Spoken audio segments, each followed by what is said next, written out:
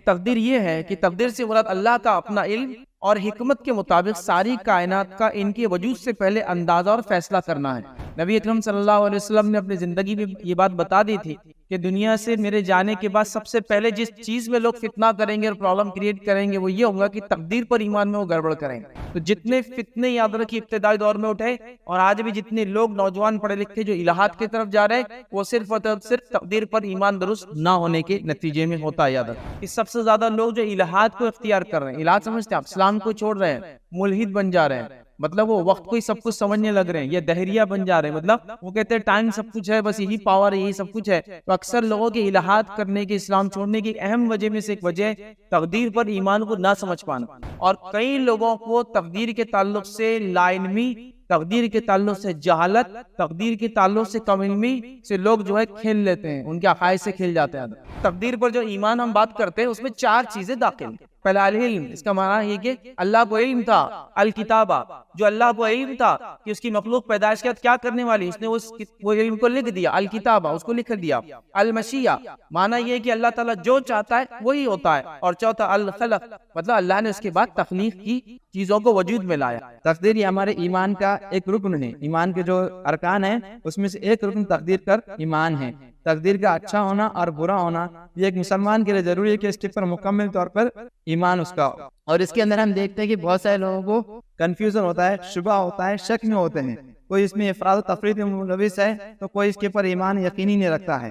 کچھ لوگ اتنا اس کے پر تقدیر پر ایمان رکھتے ہیں کہ کچھ کرتے ہی نہیں، انہیں لگتا ہے کہ جو بھی کچھ ہوگا اللہ کی مرضی سے ہوگا، تقدیر سے ہوگا، ہمیں کچھ کرنے کی ضرورت ہی نہیں ہے۔ کچھ لوگ ایسے ہوتے ہیں کہ وہ تقدیر پر ایمان نہیں رکھتے، وہ کہتے ہیں کہ جو بھی ہوگا ہماری اپنی محنت، اپنے علم، اپنے فلسفے، اپنی کوشش سے ہوتا ہے، اس میں اور کسی چیز کا آواز اور دخل نہیں ہوتا ہے۔ تو اس عنوان کے پر مزید رہنمائی کرنے کے لیے، مزید اس کے پر روشنی ڈالنے کے لیے، اور جو بھی شک و شبہات اور جو بھی کنفیوژن ہمارے اور آپ کے درمیان ہے، اس ٹاپک کے پر مزید روشنی ڈالنے کے لیے میں دعوت دیتا ہوں جناب ایڈوکیٹ فیض سید صاحب کو کہ وہ آئیں، تقدیر پر ایمان اس عنوان کے اوپر اپنی رائے رکھیں، اپنا عنوان پیش کریں۔ میں دعوت دیتا ہوں جناب ایڈوکیٹ فیض سید۔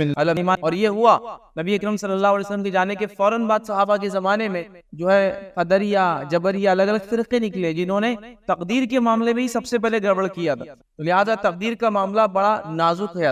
یقیناً اپنی تقریر میں بھی میں اس کے گہرائیوں میں نہیں جاؤں گا، اس کے ڈیپتھ میں نہیں جاؤں گا، اس کو ہم بہت زیادہ ڈسکس نہیں کریں گے، کیونکہ نبی اکرم صلی اللہ علیہ وسلم نے اس کا بہت زیادہ ڈسکشن پسند نہیں کیا، اس پر بہت زیادہ تبصرہ ہو، مباحثے ہو، باتیں ہو، تذکرے ہو، یہ پسند نہیں کیا۔ لیکن یہ بات میں اپنے آپ کے سامنے رکھنے میں جو ہے پیچھے نہیں ہٹ سکتا ہوں کہ سب سے زیادہ لوگ جو الہات کو اختیار کر رہے ہیں، الہات سمجھتے ہیں آپ، اسلام کو چھوڑ رہے ہیں، ملحد بن جا رہے ہیں، مطلب وہ وقت کو ہی سب کچھ سمجھنے لگ رہے ہیں، یہ دہریہ بن جا رہے ہیں، مطلب وہ کہتے ہیں ٹائم سب کچھ ہے، بس یہی پاور ہے، یہی سب کچھ ہے۔ تو اکثر لوگوں کے الہات کرنے کے، اسلام چھوڑنے کی اہم وجہ میں سے ایک وجہ تقدیر پر ایمان کو نہ سمجھ پانا، اور نتیجتاً پھر اپنے کنفیوژنز اور ساری چیزیں نکالنا۔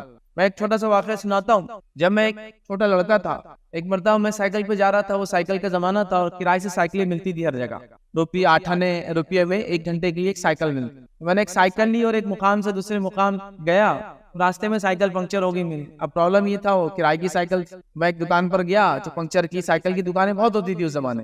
ایک دکان پر جا کر بیٹھا تو ایک صاحب وہاں تقدیر پر ڈسکس کر رہے تھے، اور میری اس چھوٹی عمر میں جو چیز نے مجھے بہت اثر ڈالا وہ اس آدمی کی چند اقوال تھے، میں اس سے پریشان ہو گیا۔ حالانکہ چھوٹا تھا لیکن ذہن پریشان ہو گیا کہ اس کا کیا معنی ہے، یہ کیسے سمجھا جائے گا، جبکہ ایک میں بھی ہو سکتا 8-9 سال کا بچہ رہا ہوں۔ تو تقدیر کا معاملہ بڑا سینسیٹیو یا ہٹ کرتا ہے۔ اور وہ شخص کیا بات کر رہا تھا بتایا، وہ شخص بیٹھا تھا اور 4-5 لوگ اس کے پاس سامنے بیٹھے تھے، وہ لوگ فری تھے اور یہ مدرس تھا اور ان کو درس دے رہا تھا، اور میں بھی بیچ میں آ گیا ایک چھوٹا بچہ۔ تو 6 لوگ ہو گئے جن کو 4-5-6 لوگوں کو درس دے رہا ہے، اور وہ کہنے لگا کہ روز قیامت جب اللہ رب العزت کے سامنے میں جاؤں گا تو میرے فجر کی نماز اور میرے نمازیں چھوڑنے کی اور زکوٰۃ نہ دینے کی مجھ سے پوچھنی ہونے والی ہے۔ تو دوسرے لوگ بولنے والے واہ یہ کیا طریقہ ہے، بولے ہم کو بتا دو، پھر ہم بھی کیا کریں گے، اور طریقے کو اپنا لیں گے تو پھر ہماری پوچھنی ہوگی نا فجر کی، دور کی، نمازوں کی، زکوٰۃ کی، روزے کی۔ تو آدمی بولنے لگا دیکھو یہ بات پہ تو سب کا ایمان ہے، تقدیر میں جو ہوتا لکھا ہے وہی ہوتا۔ سب نے بولے ہاں، میں بھی ایک چھوٹا بچہ، مجھے بھی یہ بات تو پتا تھی، بچپن میں مکتب میں یہ سب سیکھے تھی کہ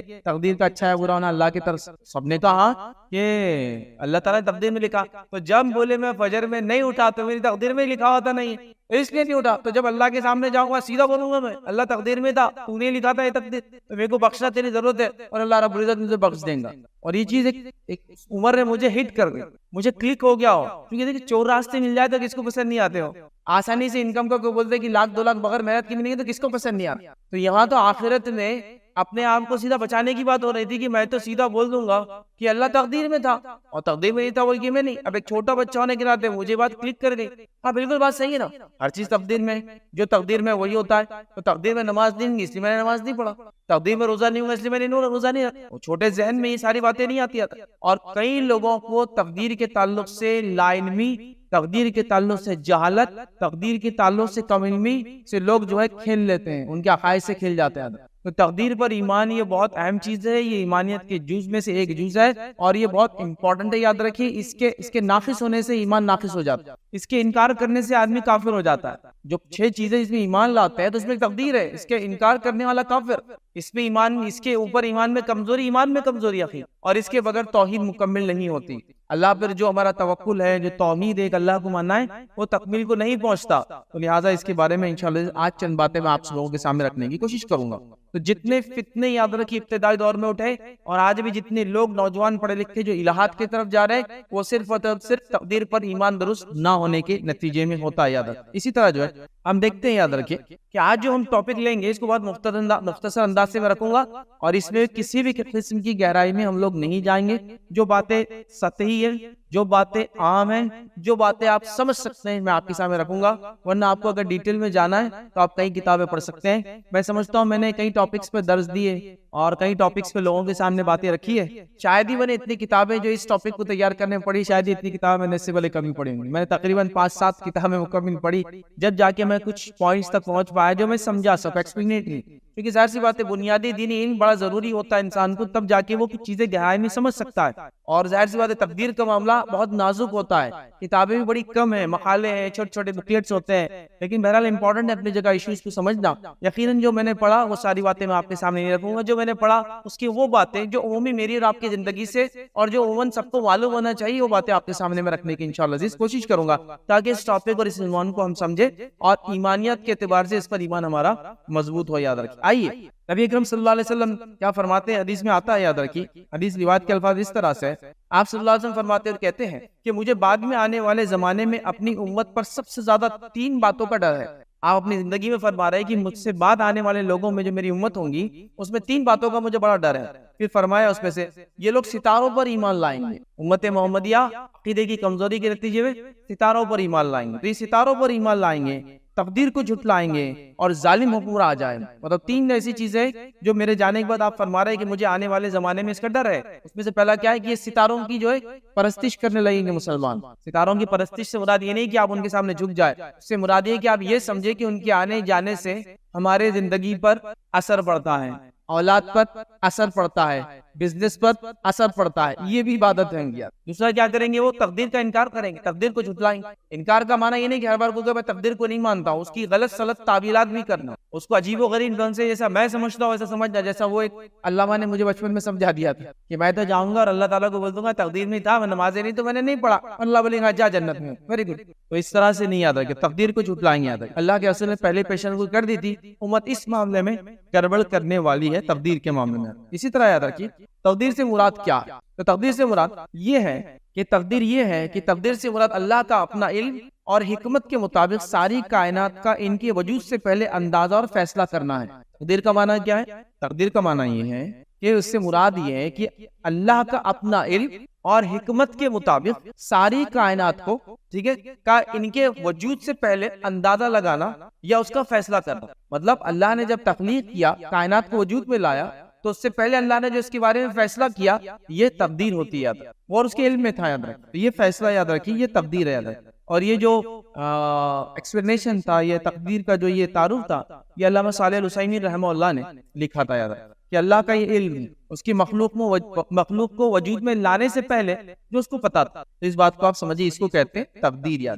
اب اس کو تقدیر بھی بولتے ہیں لوگ، قسمت بھی بولتے ہیں لوگ، قدر قضا بھی بولتے ہیں، بہت مختلف ناموں سے. بہرحال اس کو چل رہا ہے، قسمت میں نہیں تھا میرے بولتے ہیں، تقدیر ہی مراد ہے. اس سے یاد رکھیں قسمت تقسیم سے لفظ آتا ہے بہرحال، لیکن اردو میں اس کو تقدیر بھی بولتے ہیں. یاد رکھیں قسمت بولتے ہیں اس کو عام زبان میں. تو بہرحال یہ اب تقدیر جو ہے، یاد رکھیے 4 اموروں پر مشتمل ہے. مطلب تقدیر پر جو ایمان ہم بات کرتے ہیں اس میں 4 چیزیں داخل ہیں. بہت آسان سے چیزیں آپ اس کو یاد رکھیں. پہلا العلم. دوسرا الکتابہ. तीसरा अलमशिया, और चौथा याद रखिए अल-खलक। क्या माना है? पहला अल-इल्म, इसका माना है कि अल्लाह को इल्म था कि उसकी मखलूक पैदाइश के बाद क्या करने वाली है। अल-किताबा, जो अल्लाह को इल्म था कि उसकी मखलूक पैदाइश के बाद क्या करने वाली है, उसने वो इल्म को लिख दिया, अल-किताबा, उसको लिख दिया। अल-मशिया, माना ये है कि अल्लाह ताला जो चाहता है वही होता है। और चौथा अल-खलक, मतलब अल्लाह ने उसके बाद तख्लीक की, चीजों को वजूद में लाया, अब वो वही करती है जो अल्लाह ने लिख रखा है। ठीक है, ये चार चीजें। आइए एक एक चीज को मुख्तसर समझने की कोशिश करते। पहला इल्म, इस बात पर ईमान कि अल्लाह अज़ल से अबद तक हर चीज जो इजमालन, इन ब्रीफ और तफसीलन, इन डिटेल से वाकिफ है।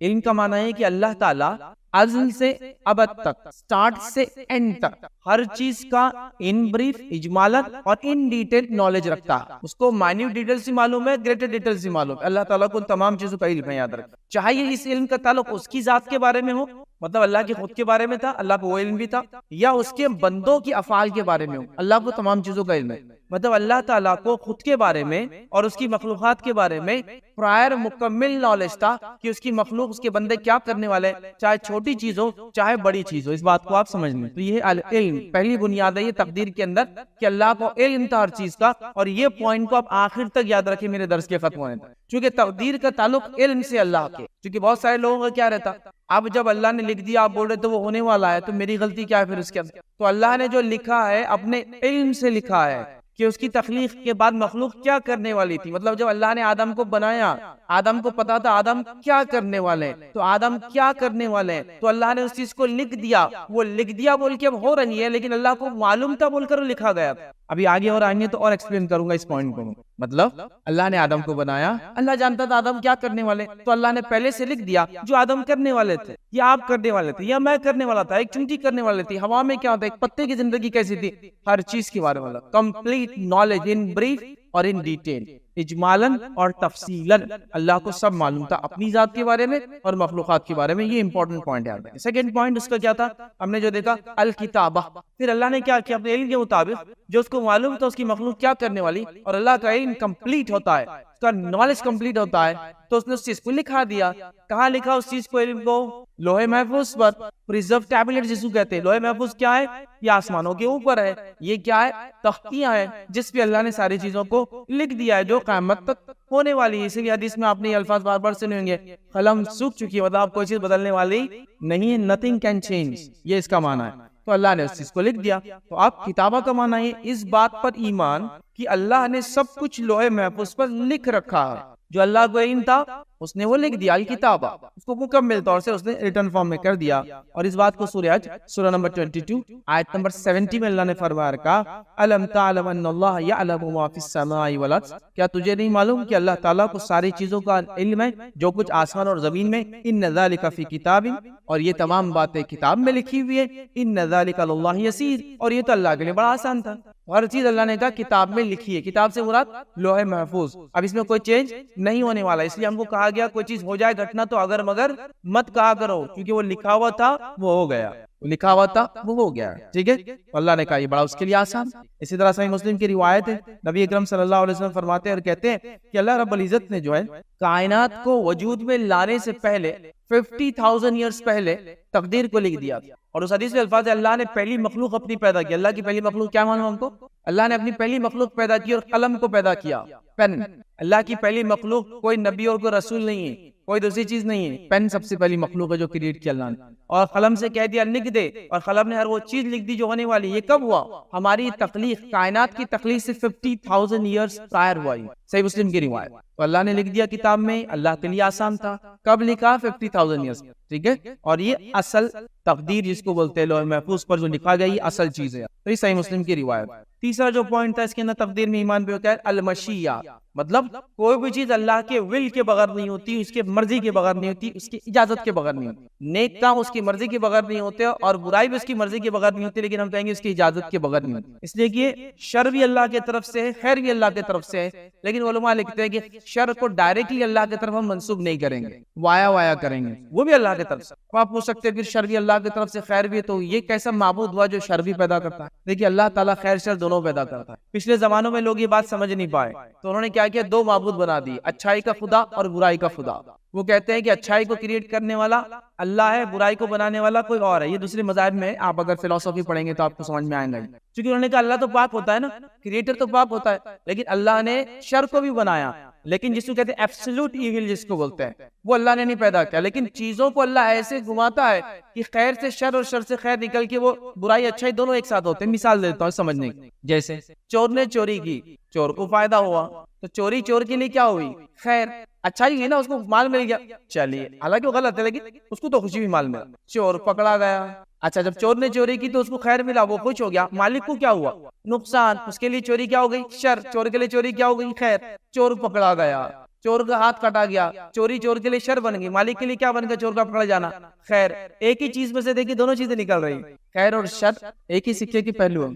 تو ایبسولوٹ ایول اللہ کی طرف کبھی منسوب نہیں کریں گے ہم کہ اللہ نے بنایا، لیکن شر بھی اللہ کی طرف سے. اسی لیے ہم دعا بھی کرتے ہیں نا، من شر ما خلق، تو شر سے حفاظت کر جو تو نے پیدا کیا. بات کو بھی سمجھنا. بہرحال چلیے اب یاد رکھیے تیسرا جو پوائنٹ ہے، اس بات پر ایمان جس کو کہتے ہیں المشیہ، اللہ کی مرضی کے بغیر کچھ نہیں ہوتا. اس بات پر ایمان کی تمام کائنات صرف اللہ کی مشیت، ول آف اللہ جو ہے، اس سے وقوع ایگزسٹنس میں ہے. اللہ کی مرضی ہے بول کے ایگزسٹنس میں ہے، ورنہ کوئی چیز وجود میں نہیں رہ سکتی تھی. یاد رکھیے ایگزسٹنس میں ہے، خواہ اس کا تعلق اللہ کے خود اپنے اعمال سے ہو یا مخلوق کے افعال اور اعمال سے. مطلب چاہے اللہ خود جو کرتا ہے اس کا ایگزسٹنس بھی ان اعمال کا، اور جو مخلوق جو کچھ کرتی ہے اللہ کے مشیت کے بغیر نہیں ہوتا، اللہ کے اجازت کے بغیر نہیں ہوتا، اللہ کے مرضی کے بغیر بولتے نا پتا بھی نہیں ہل سکتا. بات بالکل صحیح ہے. تو سارے اعمال اور افعال اللہ کو پتا ہے، بندے کیا کریں گے خود اپنے بارے میں، اور اس کے بغیر کچھ نہیں ہوتا. یہ مشیہ ہے. تیسرا پوائنٹ یاد رکھیں. اور اس بات کو قرآن نے اس طرح سے بیان کیا. اللہ فرماتا ہے اور کہتا ہے سورہ قصص سورہ نمبر 28 آیت نمبر 16 میں اللہ نے فرمایا وَرَبُّكَ يَخْلُقُ مَا يَشَاءُ وَيَخْتَارُ. اللہ فرماتا ہے اور کہتا ہے اللہ جو ہے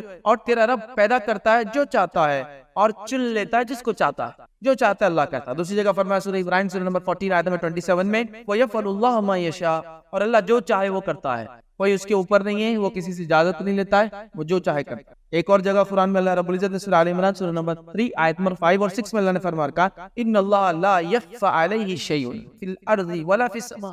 اللہ تعالیٰ وہ ذات ہے جس سے کچھ بھی چھپا نہیں ہے جو آسمان اور زمین میں ہے. هو الذی یصورکم فی الارحام کیف یشاء. اور وہ جیسا چاہا اس نے تمہاری ماؤں کے پیٹ میں تم کو جو وجود بخشا. یاد رکھیں کیف یشاء لا الہ الا هو العزیز الحکیم. اور اللہ فرماتا ہے جس سب اور وہ سب پر غالب ہے اور کمال ہے، جس طرح چاہتا ہے اس نے، اس کے سوا کوئی معبود نہیں ہے، وہی حکمت والا ہے. تو یہاں اللہ رب العزت نے بات بیان کر دی کہ اللہ تعالیٰ سے کوئی چیز چھپی نہیں جو آسمان اور زمین. چوتھا یاد رکھیے پوائنٹ ہم نے دیکھا تھا وہ ہے الخلق. مطلب اللہ نے پھر تخلیق کی. پہلے اللہ نے جس چیز کو ہم نے دیکھا وہ تھا اللہ کا علم، اس کے بعد ہم نے دیکھا اللہ نے اس علم کو لکھ دیا، اس کے بعد ہم نے دیکھا ہر چیز اس کی مرضی سے ہوتی. چوتھا چیز پھر اس نے تخلیق کو پیدا کیا، مطلب مخلوق کو پیدا کیا، تخلیق کی اپنی.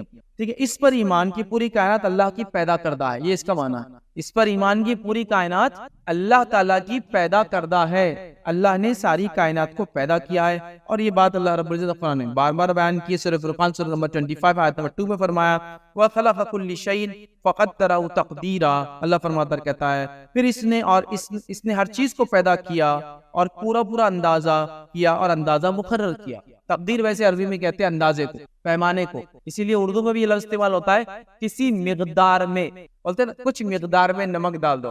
مقدار مانا اندازہ، تقدیر مانا اندازہ. لیکن اللہ کا اندازہ بھی 100% ایکوریٹ ہوتا ہے. یاد رکھیں اسی لیے اس کو تقدیر بولا جاتا ہے، بٹ وہ 100%. تو اللہ تعالیٰ نے فرمایا کہ وہ جو چاہے کسی چیز جو چاہے جس چیز کو پیدا کرتا ہے، اور اس نے ہر چیز کو جو پیدا کیا پورا اندازہ مقرر کر کے پیدا کیا. ٹھیک ہے، تو یہ چار چیزیں جو تقدیر کے اندر تھی. یاد رکھیے یہ تھا تقدیر پر ایمان، اور اس کے ایمان میں کیا کیا چیزیں ہونا. یہ چار چیزیں تھی جو میں نے مناسب سمجھی پہلے آپ کے سامنے رکھ دی. اب آئیے کچھ باتیں کوشچن اور آنسر فارم میں لیتے ہیں اسی کے اندر.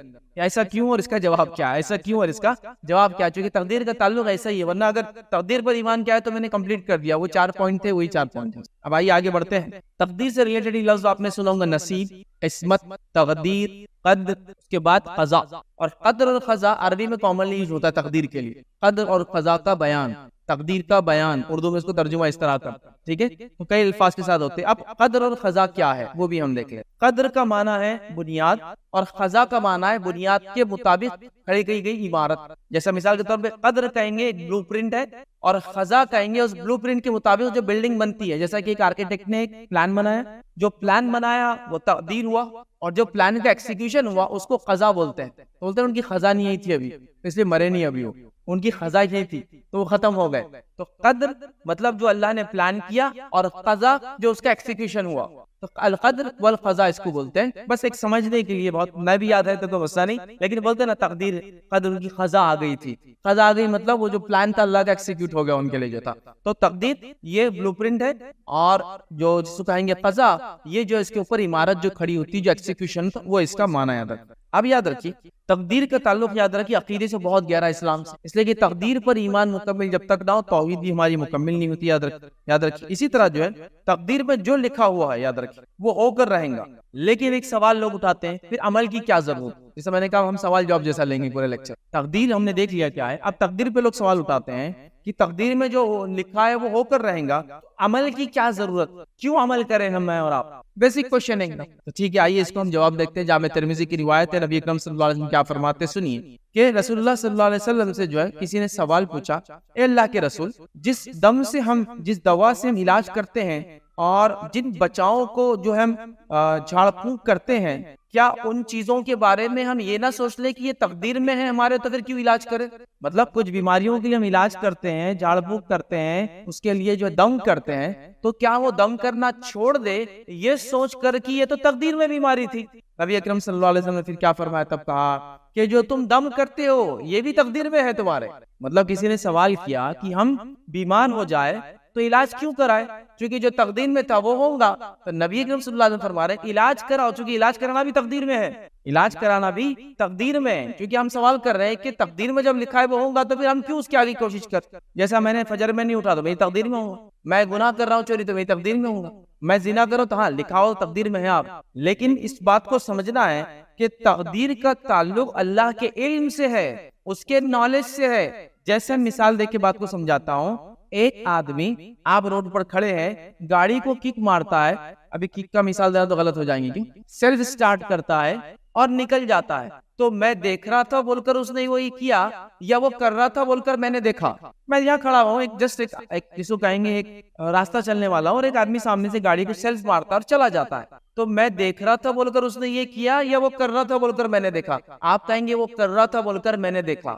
تو ہم یہ کرنے والے تھے، اللہ نے وہ لکھ دیا بول کے ہم نہیں کر رہے ہیں۔ اس بات کو سمجھنا بہت امپورٹنٹ ہے، ورنہ یہاں کیا ہوتا ہے تقدیر میں ہی ہے نا بھائی میرے، اب تم فجر میں اٹھے تھے پٹھے نہیں، اب نہیں اٹھے تھے، تقدیر میں نہیں تھا، ماشاءاللہ دینی لوگ ہیں تو اب یہ بہانے لگیں گے، ارے آج تو تم نے فلاں ایک لڑکی کو چھیڑ دیا، بھائی تقدیر میں تھا، اس کے بغیر تو دیکھو تم بھی جانتے میں بھی جانتا ہوں، میں چاہے بھی تو کسی کو چھیڑ نہیں سکتا، نہیں تقدیر میں نہیں ہوتا۔ اب اپن پڑھ رہے نہیں، ایگزام میں پڑھو، اب پڑھ کے کریں گے بھی کیا؟ اپنا ایمان تقدیر پہ بہت وہ ہے، تقدیر میں ہوں گا پاس ہوگا تو ویسے بھی ہو جائیں گے، اور نہیں ہوں گا تو نہیں ہوں گے، یہ بہت کون ہو۔ تو میں یہ بتانا چاہتا ہوں اللہ کو معلوم تھا اس کی مخلوقات کیا کرنے والی، پیدا کرنے کے بعد اس نے وہ چیز کو لکھ دیا ہے۔ اب آپ یہ بہانہ نہیں بول سکتے وہ لکھا ہوا ہے بول کے میں کر رہا ہوں، اللہ کو معلوم تھا ہم کرنے والے بول کر لکھا ہوا ہے، یاد یہ امپورٹنٹ آسپیکٹ ہے، اس کا یاد رکھ۔ یہاں چوک کھاتے ہیں ہم، یاد رکھ، اور یہاں جو مغالطے میں چلے جاتے ہیں اور گڑبڑ کر جاتے ہیں، کیونکہ اگر ایسا معنی تقدیر کا لیا جائے تو چور کا چوری کرنا بھی جائز ہوا، ایک آدمی کا نماز پڑھنا بھی جائز ہوا، چونکہ وہ بھی تقدیر میں اور یہ بھی تقدیر میں، ایک آدمی کا زنا کرنا بھی جائز ہوا، اور ایک آدمی کا جو ہے پاکیزہ زندگی گزارنا بھی جائز ہوا، ریزن بھی کیا پڑے دونوں تقدیر میں، تو یہ معنی نہیں۔ مخلوق کرنے والی تھی تو اللہ کو پتا تھا کہ اس کو جب میں پیدا کروں گا تو یہ کیا کروں گا، وہ اس نے لکھ دیا۔ اب جو لکھ دیا وہ ہونے بھی والا ہے، کیوں؟ کیونکہ اللہ نے جو لکھا اس کو پتا تھا وہ ہونے ہی والا، اور اللہ کا نالج جھوٹا نہیں ہو سکتا، غلط نہیں ہو سکتا۔ تو باتوں کو دونوں طرح سے بولنے میں حرج کچھ نہیں ہے کہ اللہ نے جو چاہا وہی ہوا، تقدیر میں وہ لکھا ہوا تھا، تو یہ بہت امپورٹنٹ ہے۔ تو تقدیر میں جب لکھا ہوا ہے تو عمل کیوں کریں ہم؟ آپ سمجھ گئے؟ کیونکہ تقدیر میں کیا لکھا ہوا آپ بھی نہیں جانتے، میں بھی نہیں جانتا، وہ ایک بڑا مسئلہ امت مسلمہ۔ اللہ رب العزت قرآن میں فرماتا ہے والذی قدر فہدی، اور ہم نے تقدیر لکھی اور پھر ان کو ہدایت بتائی۔ اللہ فرماتا ہے ہم نے تقدیر لکھی والذی قدر فہدی، ہم نے تقدیر لکھی اور پھر ان کو ہدایت بتائی۔ تقدیر لکھی جا چکی ہے اور پھر اللہ نے ہدایت کے لیے انبیاء بھیجے، رسول بھیجے، کتابیں بھیجی۔ تو اگر تقدیر میں جو لکھا ہے وہی ہونا تھا اور ہمارے کوئی چھوٹ نہیں تھی، چوائس نہیں تھی، تو پھر اللہ تعالیٰ کو کتابوں کو انبیاء کو بھیجنے کی ضرورت ہی کیا تھی؟ اچھا پرابلم یہاں بھی ہے، تقدیر چھپی ہوئی ہے کھلی ہے؟ چھپی ہوئی ہے۔ کھلی چیز کیا ہے؟ شریعت ہے۔ شریعت بول رہی نماز پڑھو، اور آپ نماز نہیں پڑھی، کیا بولے تقدیر میں لکھا ہوا تھا نماز نہیں پڑھنا۔ کھلی چیز کو چھوڑ کر چھپی چیز کے پیچھے بھاگ رہی امت پوری۔ کھلی چیز کیا کہہ رہی ہے؟ 5 وقت کی نماز۔ کھلی چیز کیا کہہ رہی ہے؟ زکات دو۔ کھلی چیز شریعت کھلی ہے نا، وہ کہہ رہی ہے نماز پڑھو، اور آپ نماز نہیں پڑھ کے بولے تقدیر میں تھا۔ تو کھلی چیز کو چھوڑ کر چھپی کے پیچھے بھاگ رہے ہیں، جبکہ ہم جانتے بھی نہیں چھپی میں کیا لکھا ہوا ہے، تقدیر میں کیا ہے۔ جب ہوتا ہے تو پتہ چلتا ہے نا، ایڈوانس ہو کے بتا سکتا ہے، ہرگز نہیں، چونکہ اللہ کے علاوہ اس کا علم کسی کو نہیں یاد رکھ تقدیر میں کیا کسی انسان، یہ بات یاد رکھ۔ تو لہٰذا تقدیر میں جو لکھا ہے وہ ہو کر رہیں گا، تو پھر تدبیر کیوں کرے، کوشش کیوں کرے؟ صحابہ نے بھی سوال کیا کہ ہم بیمار ہوتے تو دوا لیتے، جھاڑ پھونک کرتے، تو کیوں کرے؟ جب تقدیر میں ہونا ہے تو بیمار ہو گئے، جب شفا ہوں گی تو ہو جائیں گی۔ تو نبی اکرم صلی اللہ علیہ وسلم نے فرمایا تمہارا علاج کرانا بھی تقدیر سے ہے، مطلب یہ بھی تقدیر کا پارٹ ہے کہ تم تدبیر کرو۔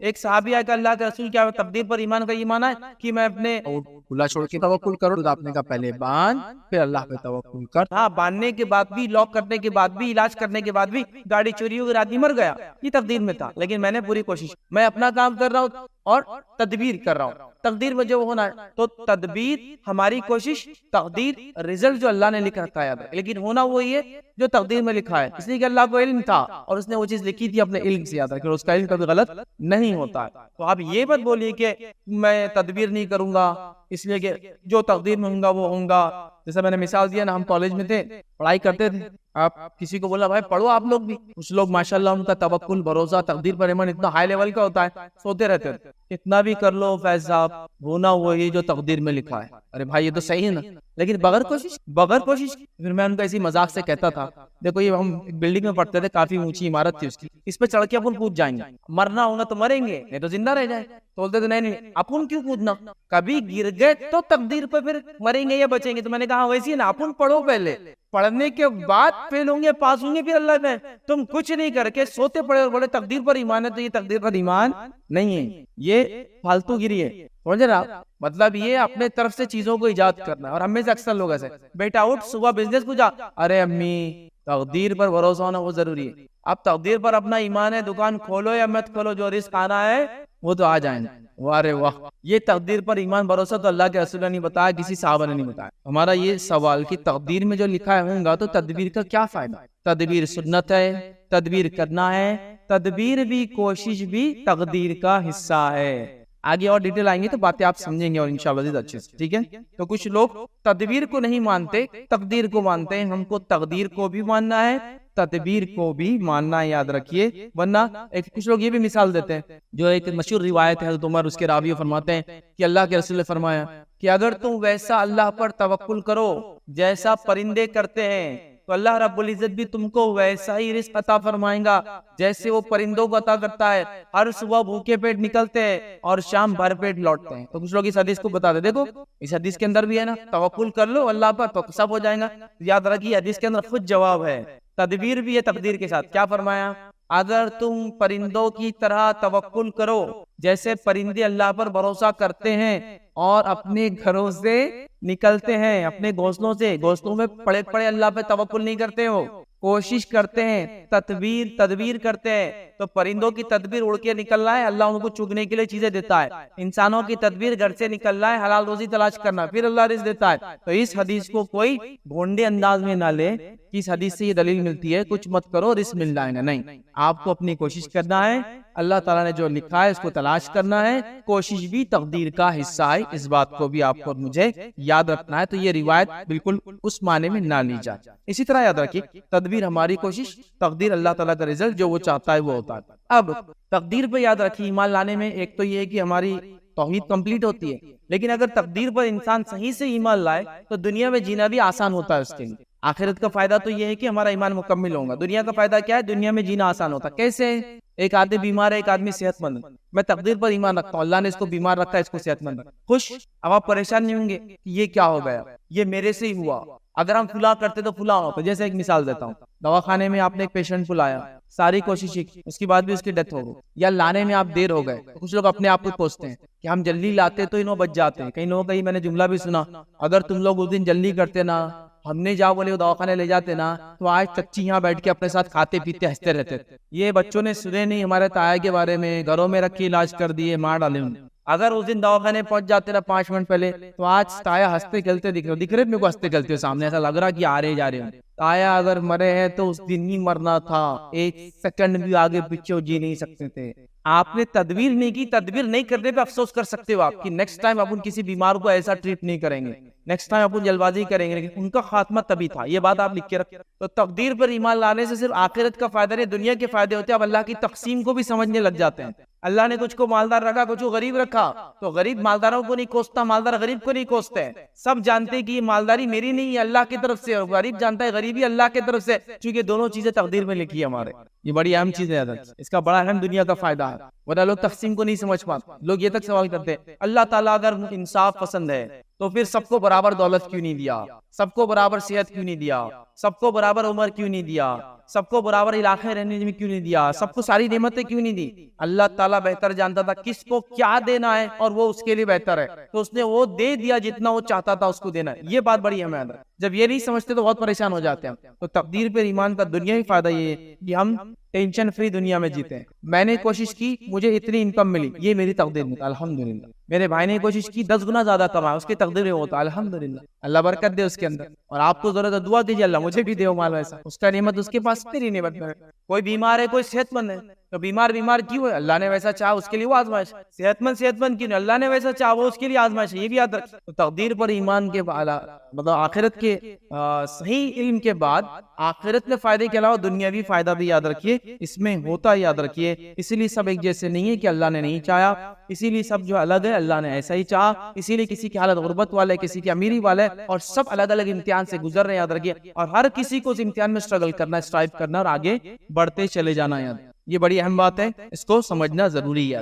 لہذا تقدیر پر ایمان کے بڑے فائدے ہیں, دنیاوی فائدے ہیں اور اخروی فائدے بھی, کہ انسان سمجھ جاتا ہے کون سی چیز کب تک اور کیسی تھی, اور نہ خامخواہ ملامت اور افسوس کرتا ہے پاسٹ کے اوپر, اور نہ ہی فیوچر کا سوچ کے پریشان ہو جاتا ہے. ہاں, وہ یہ کام ضرور کرتا ہے کہ جو میری کوشش میں نے کرنا چاہیے وہ میں کرتا رہوں.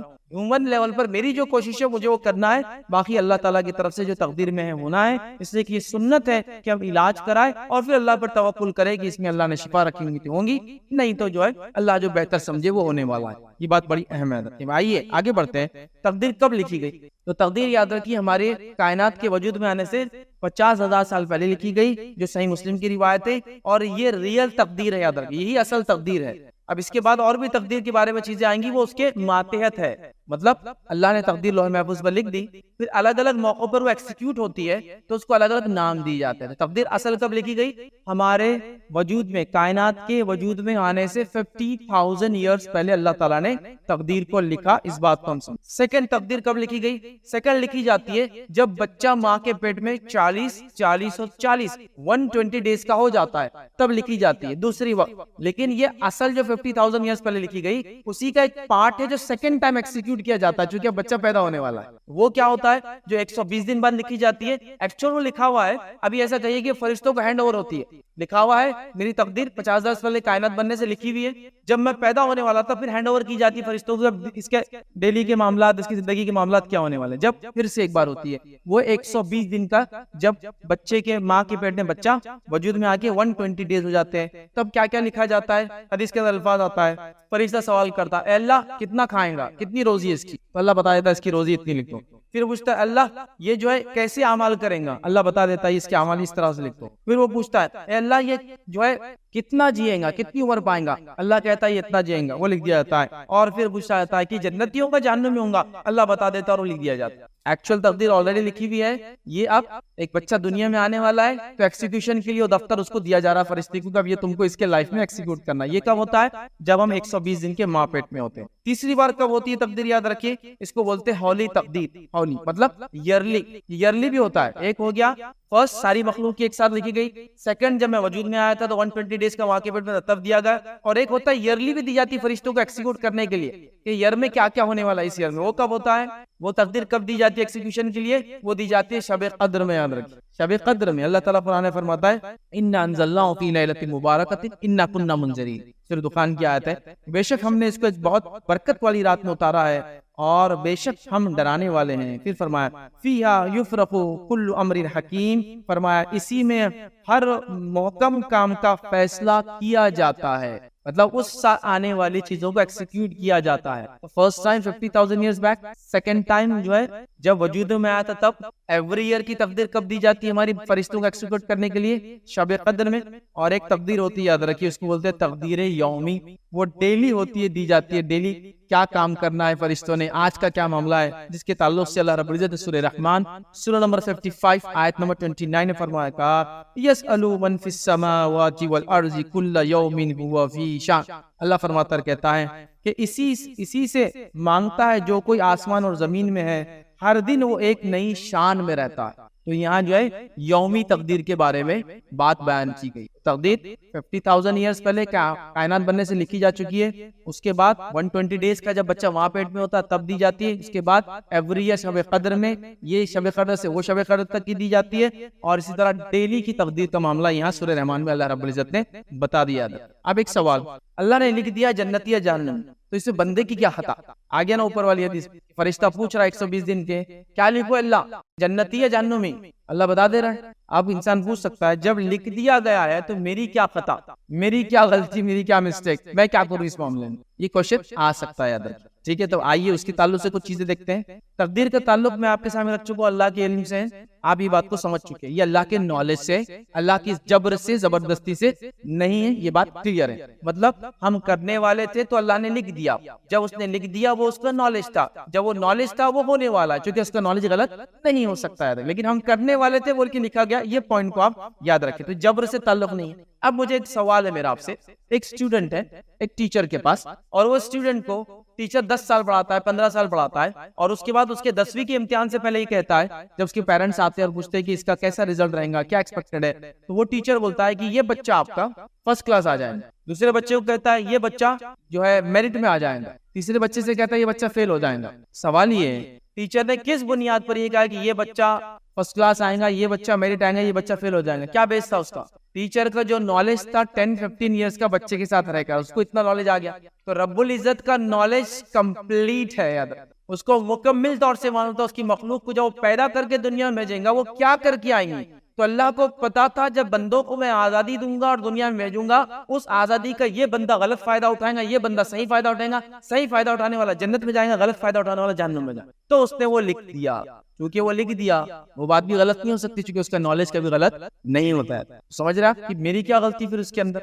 تو اللہ نے لکھ دیا میری تقدیر میں، تو اللہ کو نالج تھا بول کے لکھا، ٹھیک ہے؟ اس کو پتا تھا کہ اس مخلوق کو میں چھوٹ دوں گا تو کیا کروں گا، یہ اس کا معنی یاد ہے۔ اسی طرح یاد رکھیں اللہ کے علم کے تعلق سے یہ بات تو آ گئی کہ بندہ وہ کرتا ہے۔ ایک اور سوال یہاں آتا ہے، یاد رکھیں، وہ یہ ہے کوئی انسان یہ کہے کہ میں نے تھوڑی چاہا تھا کہ مجھے اللہ دنیا میں بھیجے، پھر میرا ٹیسٹ لے، پھر میں جنت میں جاؤں، پھر میں جہنم میں جاؤں، میں نے چاہا تھا کہ پھر کیوں میرا ٹیسٹ لیا جا رہا ہے، کیوں جنت جہنم کی جا رہی ہے؟ اگر اللہ مخلوق کو پیدا کرتا اور وہی عالم ارواح میں کہتا تم جنتی ہو تم جہنمی ہو، تو ہم کیا اللہ پر الزام لگاتے؟ بتائیے کہ وہ جنتی کیوں اور میں جہنمی کیوں، ہے نا؟ تو اللہ نے ہم کو پیدا کیا، کیوں پیدا کیا، یہ کوشچن ہم اللہ سے نہیں کر سکتے، کیونکہ خالق کو وہ کیا پیدا کرنا چاہتا ہے اپنی مخلوق میں مکمل اختیار ہے۔ مخلوق کو اللہ کیا چاہتا ہے بس اس کو وہ کرنا ہے، اس میں کوشچن نہیں کرنا ہے۔ ایک کمپنی نے ایک پروڈکٹ کو مینوفیکچر کیا، پروڈکٹ کمپنی سے سوال نہیں کر سکتا کیوں کیا، پروڈکٹ کا کام ہے ویسا چلے جیسا کمپنی نے اس کو چاہا وہ چلے، بس ختم۔ تو یہ سوال کرنا کہ میں نے تھوڑی کہا تھا مجھے پیدا کرو پھر جنت جہنم دو، تو یہ سوال بالکل بنیادی طور سے غلط ہے، چونکہ اللہ ہمارا خالق ہے، خالق نے ہم کو پیدا کیا، اب اس نے چونکہ پیدا کیا ظاہر سی بات ہے اس کی پیدا کرنے کے بعد ہم اس سے یہ کوشچن نہیں کر سکتے کہ کیوں، ہاں یہ کوشچن یا یہ چیز دیکھ سکتے کہ پیدائش کے بعد وہ ہم سے کیا چاہتا ہے تو وہ کام میں اور آپ کریں، ٹھیک ہے؟ یہ سوال نہیں آنا چاہیے کہ کیوں پیدا کیا، میں نے تھوڑی کہا تھا، نہیں، اللہ کی مرضی تھی اس نے کیا۔ اگر وہ پیدا کر کے جنتی جہنمی تبھی کرتا تو ہم الزام لگاتے، اللہ نے ہم کو پورا موقع دیا۔ اسی لیے آپ قرآن کا جب مطالعہ کریں گے تو اس بات پہ غور کریں گے، کہیں بھی کوئی جہنمی اللہ کے خلاف کمپلین نہیں کر رہا ہے پورے قرآن میں کہ اللہ تو نے ہم کو خامخواہ جہنم میں ڈال دیا، اللہ تو نے خامخواہ ڈال دیا۔ سب کہہ رہے کہ ہمیں افسوس ہے ہم نے اچھا عمل کر کے نہیں آیا، اور جنتی شکر ادا کر رہے کہ جو ہمارے رب نے وعدہ کیا تھا وہ ہو گیا۔ اگر یہ زبردستی ہوتا تو یقیناً جہنمی یہ کہتے کہ اللہ تو نے ہم پر ظلم، کوئی جنت جہنمی کمپلین نہیں کر رہا ہے پورے قرآن میں کہ ہمیں کیوں ڈالا گیا یہاں۔ ہم اس کے مستحق نہیں تھے. دنیا میں لوگوں نے کہا, کافروں کے اقوال قرآن نے رکھے, وہ یہ کہتے ہیں وہ کہتے ہیں. آخرت میں کوئی سب مان لیں گے کہ خطا ہماری تھی, چوائس ہماری تھی, غلطی ہماری تھی کہ ہم نے غلط آپشن کو آپٹ کیا. یاد رکھیں. اب ایک مثال دیتا ہوں بات کو سمجھنے کے لیے. جو لوگ یہ کہتے ہیں کہ جنتی اور جہنمی اب اللہ نے لکھ دیا تو وہی ہونے والا ہے, تو زبردستی ہوگی ہمارے ساتھ, میری کیا غلطی اور خطا اس کے اندر. ٹھیک ہے, اب دیکھیے آپ اپنے اعمال کے خود بھی ذمہ دار ہیں اور آپ کو چوائس بھی ہے. اگر اللہ آپ کو چوائس نہ دیتا تو کتابوں کے بھیجنے کی, رسولوں کے بھیجنے کی ضرورت کیا تھی پھر بتائیے مجھے. دنیا میں بھیجنا تھا اور آخرت میں پوچھنا تھا تم نے وہ عمل کیوں نہیں کیا جو میں چاہ رہا تھا. بندے پوچھتے اللہ کیا چاہ رہا تھا, وہ تو پتہ ہی نہیں تھا. تو اللہ نے دنیا میں چوائس دی ہم کو, ایمان اور کفر کی چوائس دی. آئی کیسے مثال دیتا ہوں آپ کو بات سمجھانے. آپ ایک جگہ کھڑے ہیں اور دو شہروں کے طرف راستے جا رہے, دو, اور آپ بیچ میں کھڑے. ایک شہر کے بارے میں آپ کو بتایا جا رہا ہے یہاں فتنہ چالو ہے, فساد چالو ہے, بھوکمری چالو ہے, قتل و غارت گری چالو ہے. اور دوسرا شہر ایک طرف ہے, یہاں امن و امان ہے, یہاں کھانا موجود ہے, یہاں امن کے ساتھ لوگ رہ رہے ہیں, شانتی سے جو شہر آگے بڑھ رہا ہے. اب آپ کون سے شہر کی طرف جائیں گے مجھے بتائیے. آپ کو دونوں چیزیں بتا دیں گے, یہ شہر میں فتنہ ہے اور یہ شہر میں امن ہے, آپ کس طرف جائیں گے. اب آپ فتنے والے شہر میں جا کے بولے کہ میری تقدیر میں تھا میرے ساتھ یہ ہونا, تو چلیں گا کیا. پہلے چوائس آپ نے غلط کی. جیسے مثال کے قرآن کہہ رہا ہے نماز پڑھو, روزہ رکھو, زکات دو, حج کرو, اچھائی کا حکم دو, برائی سے روکو, یہ سب کہہ رہا ہے. آپ وہ سب کاموں کو چھوڑ کر وہ نہیں کر کے بولے میری تقدیر میں تھا جہنم میں جانا تو میں جہنم میں جا رہا ہوں. آپ پہلے صحیح آپشن کو تو آپٹ کرو. آپ پڑھائی نہیں کر کے کہہ رہے کہ میرے تقدیر میں تھا فیل ہونا تو فیل ہوگا. آپ دکان نہیں کھول کے کہہ رہے کہ میرے بزنس میں لاس آنا تھا تو میرا لاس ہو گیا. آپ دواخانے نہیں جا کے کہہ رہے میرے لیے شفا نہیں تھی اللہ نے تقدیر میں رکھی اس لیے نہیں ہو رہی. آپ پہلے کوشش تو کرو. تو میری کیا خطا ہے جو اللہ نے جہنم میں لکھ دیا؟ نہیں, اللہ نے جہنم میں جنتی جو لکھا وہ چھپا ہوا. یاد رکھیں, آپ کو کسی کو مجھے معلوم ہے نہیں. ہمیں کیا کرنا ہے, جنتی اعمال کرتے رہنا ہے. یاد رکھ, جنتی عمل کرتے رہیں گے تو اللہ جنت کا راستہ آسان کر دیں گا, جہنم میں عمل کرتے رہیں گے تو جہنم کا راستہ آسان کر دیں گا. ٹھیک ہے, بات سمجھ میں آئی. تو لہٰذا ایک انسان کو آپشن دیا جا رہا, اس کے بعد بھی غلط آپشن لے پھر اللہ تعالیٰ کو کوسے, یہ بہت بری بات ہے. یاد رکھیے, اور ایسا معاملہ بالکل غلط ہے. یاد رکھیے, تو لہٰذا ہم کو بھی چوائس ہے سرٹن لمٹ میں. کہاں چوائس نہیں ہے آخر میں رکھوں گا, لیکن باقی سارے معاملات میں مجھے اور آپ کو فل چوائس ہے. ہم کو اچھائی اور برائی کی چوائس ہے, ہم کو نماز پڑھنا ہے نماز چھوڑنے کی چوائس ہے, ہم کو اچھے کام کرنا ہے برے کام کرنا ہے چوائس ہے. ایک آدمی خود سے پہلے پسند کرتا ہے کیا کرنا ہے. آپ کو فجر میں اٹھائے کہ آپ خود نہیں اٹھے اور بول رہے ہیں میری تقدیر میں تھا سونا فجر. آپ نے آپشن کیا لیا پہلے, آپ کو جو چوائس دی گئی تھی آپ نے برا آپشن لے. کیا بولے, محنت نہیں کر کے بولے تجارت نہیں چل رہی. محنت کرو پھر کہو کہ تجارت نہیں چلی, یہ تقدیر. محنت نہیں کر کے کہہ رہے آپ تجارت نہیں چل رہی, محنت نہیں کر کے وہ کہہ رہے جہنم میں عمل کر کے بول رہے پھر میں جنت میں کیوں نہیں گیا, جہنم میں کیوں پہنچ گیا. تو یہ ہماری غلطی ہے. اور یہ غلطی کس نے کی تھی معلوم؟ سب سے پہلے تقدیر پر ایسا گونڈے پن سے جو بات کی تھی وہ شیطان نے سب سے پہلے.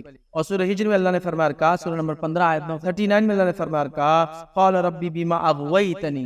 جب شیطان کو اللہ نے نکالا جنت سے, یاد رکھیں, تو کیا کہا اس نے معلوم؟ اے اللہ جیسے تو نے مجھے گمراہ کیا ہے, بما اغویتنی, تو نے مجھے گمراہ کیا ہے. شیطان نے تقدیر پر گھونڈا ایمان لایا, یا اس نے اللہ کو کوسا اپنی بدعملی. دیکھیے شیطان کو ہوا آدم کو سجدہ کرنے, وہ اطاعت کر لیتا معاملہ ختم ہوگا. وہاں اس نے اپنی خود کی چوائس رکھی اور کیا کہا میں اس سے خیر ہوں, آدم سے اچھا ہوں. تو نے اس کو مٹی سے مجھے آنکھ سے پیدا کیا. کس نے آپشن لیا؟ وہ خود نے آپشن.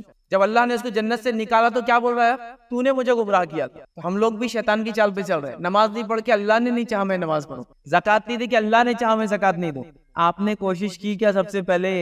اذان ہوئی تو اٹھے کیا, اس کی فکر پیدا کی کہ مجھے نماز پڑھنا ہے, اس کی فکر پیدا کی کہ مجھے اچھائی کرنا نہیں, تو پھر اللہ نے آپ کے بھی گناہ آسان کر دیا, اچھائی مشکل. جب آپ اس کی فکر کریں گے تو اچھائی آسان اور گناہ مشکل ہو جائیں گے آپ کے اور ہمارے لیے. یاد رکھیں, تو لہٰذا شیطان نے یہی حرکت کی. اس نے اپنے نکمے پن کا الزام اللہ تعالیٰ پہ ڈالا, اس نے اپنے سستی اور کائلی کا الزام اللہ تعالیٰ پہ ڈالا تھا. کیا کہا, جیسے تو نے مجھے گمراہ کیا. اور آج ہم میں سے اکثر مسلمان عبادت اللہ کی نہ کر کے گناہ کر کے کیا کرے, میری تقدیر میں تھا. یہ آپ بھی جو ہے, یہ ہم بھی جو ہے اپنے نکمے پن کا الزام اللہ پہ لگا رہے ہیں. جبکہ میں نے آپ کو جو مثال دی, دو شہر کی طرف آپ کو جانا ہے, ایک میں امن و امان ہے اور ایک میں فتنہ ہے. تو آپ بولیں گے امن و امان کی طرف میں جاؤں گا, فتنے کو آپشن میں نہیں لوں گا. تو ویسے ہی دین کے اندر بھی دنیا میں بھی آپ کو اچھائی کو آپٹ کرنا اور برائی کو چھوڑنا ہے. برائی کو آپٹ کر کے یہ کہنا کہ اللہ نے مجھے گمراہ کیا, وہ تو شیطان کی حرکت. ظاہر سی بات ہے نیکی بھی ہم کرتے ہیں تو ہم یہی کہیں گے کہ اللہ کی توفیق سے وہ کام ہم کر پائے. لیکن یہاں آپ کا آپشن دیکھیے, شروعات ہی ہم غلط کر رہے ہیں اور تقدیر پر ہم پہنچتے. یاد رکھیں, اسی طرح جو ہے نبی اکرم صلی اللہ علیہ وسلم نے فرمایا اگر مگر سے گریز کرو, کیونکہ اگر مگر شیطان کے دروازوں کو کھول دیتا ہے. اگر مگر شیطان کے دروازوں کو کھولتا ہے. آئیے ایک اور حدیث ہے, اس کے الفاظ اس طرح سے, ہمت مت ہارو. کیا فرمایا؟ ہمت مت ہارو, اور تجھ پر کوئی مصیبت آئے تو یوں مت کہے کہ اگر میں ایسا کرتا تو یہ مصیبت نہیں آتی. ہمت مت ہارو, اور کوئی مصیبت آ جائے تو یہ مت کہو کہ اگر میں ایسا کرتا تو یہ مصیبت نہیں آتی. جیسا کہ آپ نے کہیں چلے گئے اور مصیبت آ گئی, آپ کہہ رہے کاش میں یہاں نہیں آتا تو مصیبت نہیں آتی. ایسا مت بولو, اب جو ہو گیا ہو گیا, تو تم مصیبت نہیں آتی یہ مت کہو, بلکہ یوں کہو قدر اللہ وما شاء فعل, کہ اللہ کی تقدیر تھی, ایسا ہی ہونا تھا, جو ہوا وہ اللہ کی چاہت تھی, یہ کہنا چاہیے. اس سے کہ اگر مگر شیطان کی طرف, تو پہلے صحیح کوشش کرنا ہے. کیا فرمایا آپ نے؟ ہار مت مانو, ہمت مت ہارو. حدیث کے الفاظ یہ کیا ہے؟ اس کا مطلب یہ کہ کوشش کرتے رہو اچھائی پانے کی, خیر حاصل کرنے کی, حلال رزق حاصل کرنے کی, عبادتوں کو مستقل کرنے کی, زکوٰۃ کو دینے کی, اچھائی کو حکم دینے کی, برائی سے اپنے آپ کو روکنے کی مستقل ہمت اور کوشش کرتے رہو. اس کے بعد بھی کسی نتیجے پہ پہنچ جاؤ, کچھ ہو جائے, تو پھر یہ مت کہو کہ میں ایسا نہیں کرتا تو ایسا ہوتا, چونکہ اگر مگر شیطان کی طرف سے. سمجھ گیا بات کو؟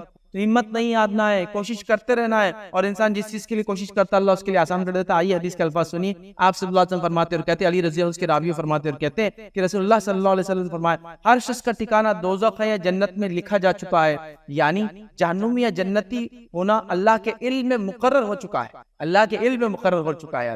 لوگوں نے کہا کہ پھر ہم اپنے اعمال کیوں کریں, تقدیر پہ بھروسہ کر لیتے ہیں, پھر ہم نیکی کیوں کریں, تقدیر پہ بھروسہ کر کے ہم اعمال کو چھوڑ دیتے ہیں. تب آپ صلی اللہ علیہ وسلم فرمایا, اعمال کو نہ چھوڑو بلکہ کام کیے جاؤ. جس چیز کے لیے تم کو پیدا کیا گیا ہے وہی چیز تمہارے لیے آسان کر دی جاتی ہے. جس چیز کے لیے تمہیں پیدا کیا گیا ہے وہ چیز تمہارے لیے آسان کر دی گئی ہے. اگر وہ نیک بخت ہو تو نیکی کا کام کرنا اس کے لیے آسان کر دیا جاتا ہے, اگر وہ بدبخت ہو تو اس کے لیے بدبختی کی کام کر دینا آسان کر دیا جاتا ہے. یاد رکھیے. اس کے بعد آپ صلی اللہ علیہ وسلم نے قرآن کی آیت تلاوت, تو یہاں بھی آپ صلی اللہ علیہ وسلم نے کیا فرمایا, ہر شخص کا ٹھکانہ جنت جہنم کیا اللہ کے علم میں ہے. تو صحابہ نے کہا پھر عمل کر کے کیا فائدہ؟ آپ نے کہا نہیں, عمل کرتے رہو. جو آدمی جس چیز کے لیے پیدا کیا گیا وہ کام اس کے لیے آسان کر دیا جاتا ہے. تو لہٰذا اب نیکی میں ہم کو بڑھتے جانا ہے, نیکی کی کوشش کرتے جانا ہے. جب ہم یہ کوشش کریں گے تو اللہ نیکی پہ چلنا ہمارے لیے آسان کر.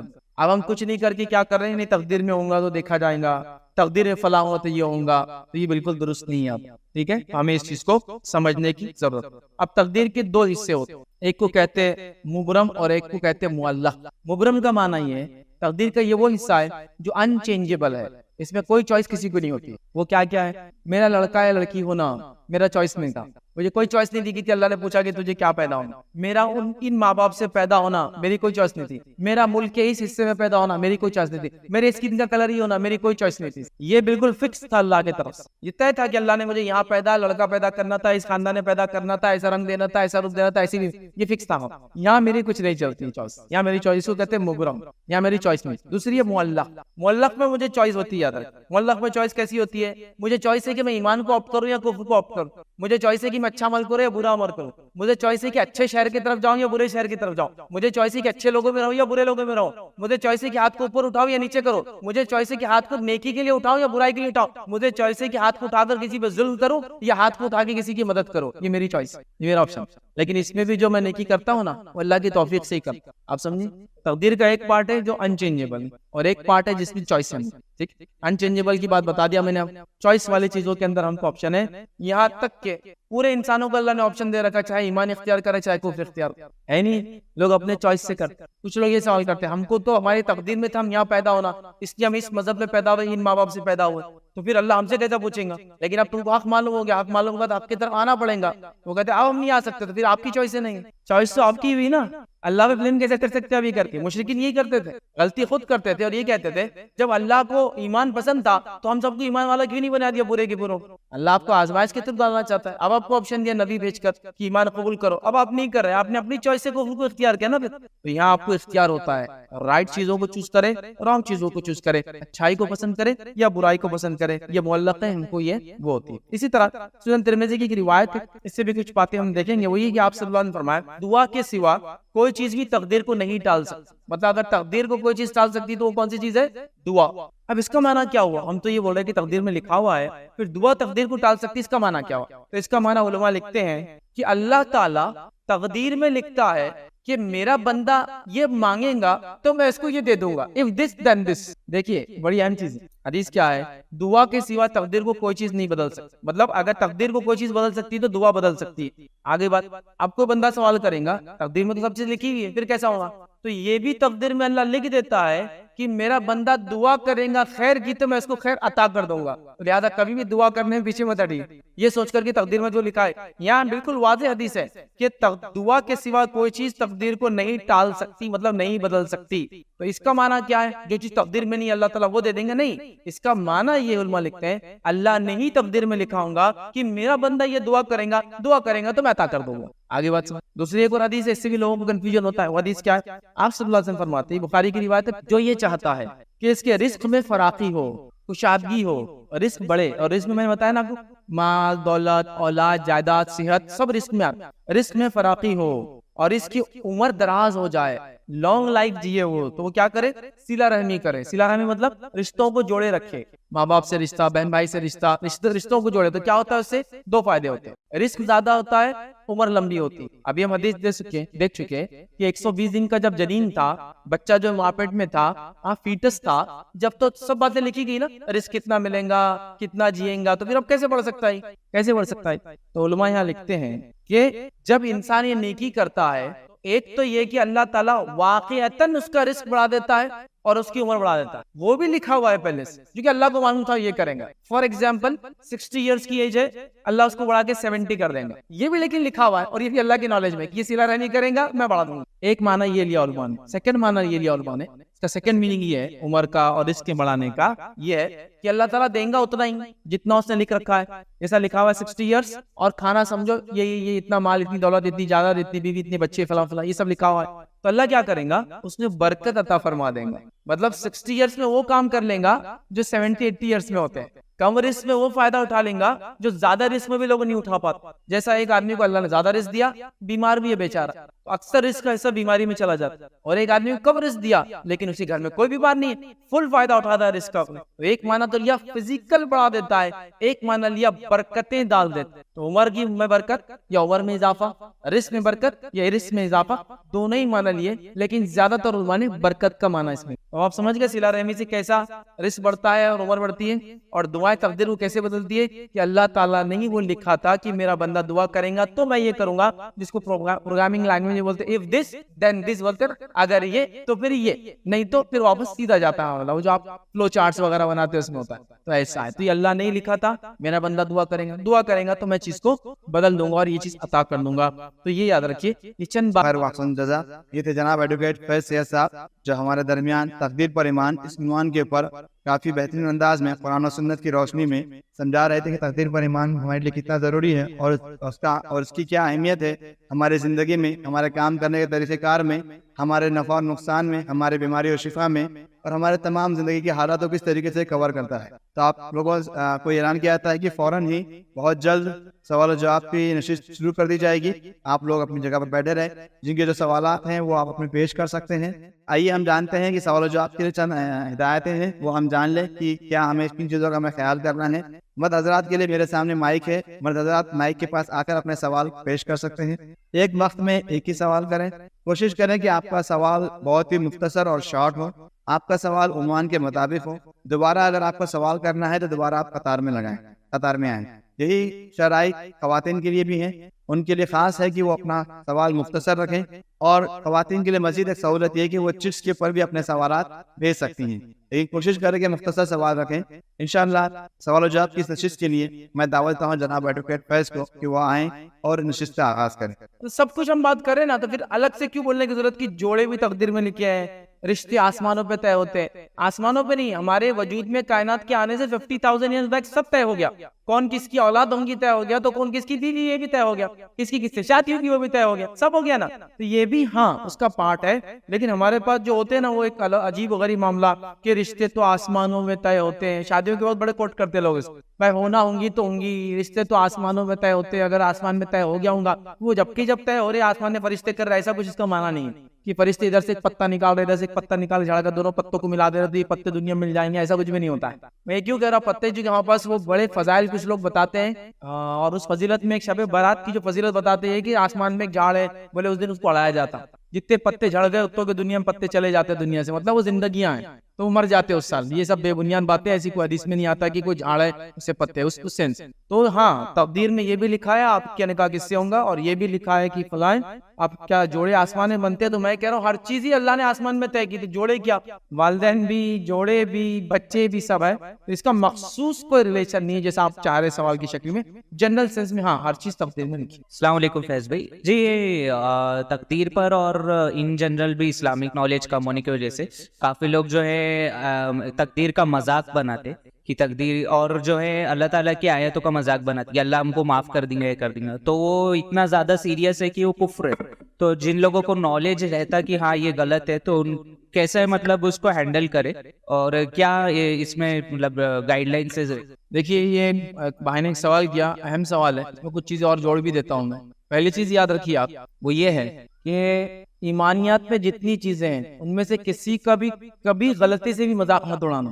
اللہ کا, فرشتوں کا, کتابوں کا, رسولوں کا, آخرت کا, تقدیر کا, کسی چیز کا بھی آپ مذاق نہیں اڑا سکتے. ہمارے پاس دو مذاق بڑے کامنلی اڑائے جاتے ہیں ایمانیت کے دو چیزوں کے اندر, پہلا فرشتوں کا اور دوسرا تقدیر کا. یہ دو بہت مذاق کے ایشو ہے. جبکہ یاد رکھیے علماء لکھتے ہیں کہ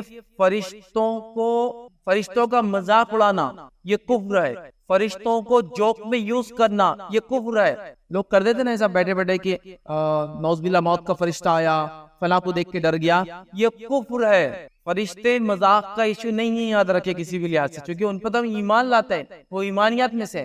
فرشتوں کا مذاق بھی کامنلی میں نے دیکھا لوگ اڑاتے ہیں. اور دوسرا تقدیر کا, مطلب کچھ بھی مذاق اڑانا تقدیر کا, تیری تقدیر میں ایسا رہا ہوں گا کیا, میری تقدیر میں فلاں ہے, تقدیر پہ جوکس بنانا, جوکس کو کریک کرنا, یہ بہت کامن ہے. تو یاد رکھیے یہ سب کفر کی باتیں ہیں, لہٰذا ہم بہت سینسیٹیو ہو ان معاملات کے اندر, اور کبھی بھی ان چیزوں کا مذاق نہ اڑائے, نہ تقدیر کا مذاق وربلی, نہ تقدیر کا مذاق اپنے اعمال سے. ایسا ہوتا ہے نا کوئی آدمی تقدیر سے فرسٹریٹ ہو جاتا ہے کیونکہ اس کو صحیح نالج نہیں ہوتا ہے, اور وہ مذاق اڑانا چالو کر دیتا ہے. ہاں اللہ نے تو ایسے ہی لکھا ہوں گا نا, اب تمہارے مطابق تو ایسے ہی ہوں گا نا, جیسا ماں باپ بولے بیٹے برداشت کر لے, بیٹے صبر کر, اب یہی ہوں گا نا, اب کرو برداشت, تقدیر میں ہے نا ہمارے. تو آپ نے سر کے اعظم پاس کیا, آپ نے کمنٹ پاس کیا تقدیر کے, بہت ڈینجر چیز یاد رکھیے, ہم اس سے اجتناب کریں. بہت سے لوگ تقدیر کے معاملے میں نے یہاں تک دیکھا, اللہ کو کیا ہماری اولاد چھیننا تھی, انتقال ہو گیا تو بچے بول رہے ہمارا ایک ہی ذریعہ تھا رزق کا, اللہ نے وہ بھی چھین لیا.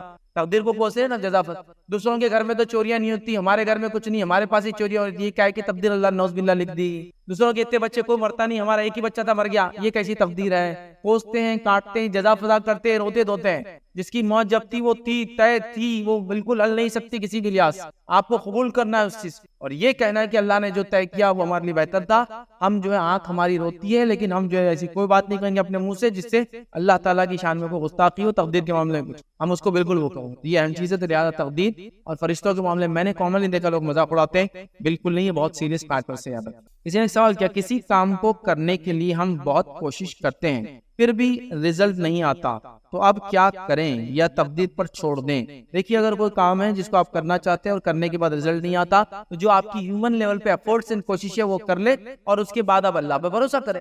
اب کچھ کام ایسا بھی ہو سکتا ہے کبھی آپ کو چینج کرنے کی ضرورت ہے, اور کچھ کام کو کنٹینیو کرنے کی ضرورت ہے. ایگزامپل یہ کہ والدین بیمار ہیں, آپ بیماری ہٹانے کے لیے کوشش کر رہے ہیں, بیماری ان کی کنٹینیو چل رہی, آپ کنٹینیو کوشش کرتے چلے جائیں, کنٹینیو, یا تو وہ اچھے ہو جائیں یا تو دنیا سے چلے جائیں, کنٹینیو. یا آپ کو چینج نہیں کریں گے. آپ کچھ چیزیں ایسی ہوتی ہیں آپ کو چینج کی ضرورت ہے. جیسا آپ نے کورس کے لیے ایڈمیشن لیا اور وہاں آپ نے کوشش کی, ایک بار فیل ہو گئے, دوسری بار پھر کوشش کی, پھر فیل ہو گئے, تیسری بار میں کہوں گا آپ چینج بھی کیجئے. کچھ آپ ایک جگہ کوشش کر رہے ہیں نا, آپ کوشش کو چینج کیجئے, یہ بھی تقدیر کا حصہ ہے. کچھ جگہ چینج نہیں ہوا, ایسا میں نے والدین کی بیماری کی مثال دی, خود کو اچھا صحت مند رکھنے کی مثال ہے. جیسا آپ کو بیمار ہے انسان اور کہے کہ نہیں علاج بہت پیسہ جا رہا, میں نہیں کرتا, نہیں مت چھوڑیے, جب تک ہو سکتا کنٹینیو کوشش کیجئے, چونکہ تقدیر میں کیا آپ نہیں جانتے. لیکن کچھ جگہ آپ چینج بھی کریں. جیسا میں نے کوشش کی بزنس کرنے کی, وہاں سے حلال کمانے کی, وہ بزنس میں مجھے فائدہ نہیں ہوا, پھر کوشش کی, پھر فائدہ نہیں ہوا, پھر کوشش کی, پھر فائدہ نہیں ہوا, چلو میں اب چینج کر کے دیکھتا ہوں, ہو سکتا ہے اللہ تعالیٰ کو اشارہ دے رہا ہو اس بہانے, چینج کر, استخارہ کرو پھر سے, تو وہاں چینج کی ضرورت ہے. کچھ جگہ آپ چینج لائیے, اور کچھ جگہ جو ضرورت کی چیزیں مستقل, جیسا نماز پڑھنے میں آپ کو تکلیف ہو رہی ہے,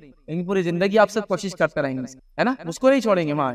لیکن ایک جگہ ایسا ہو رہا ہے کہ آپ ایک کام کے لیے جا رہے حلال روزی کے لیے, وہاں تکلیف آ رہی, ایک بار, دو بار, تین بار, چار بار, 10 بار, پھر آپ چینج چینج کر کے دیکھیے, ہو سکتا ہے اللہ تعالیٰ نے آپ کے لیے دوسری جگہ کچھ اچھی چیزیں لکھ رکھی ہوں گی. یاد رکھیے, اور اللہ تعالیٰ کے اپنے منصوبے ہوتے ہیں, اپنے پلانز ہوتے ہیں, ہم کوشش کرتے چلے جائیں. السلام علیکم.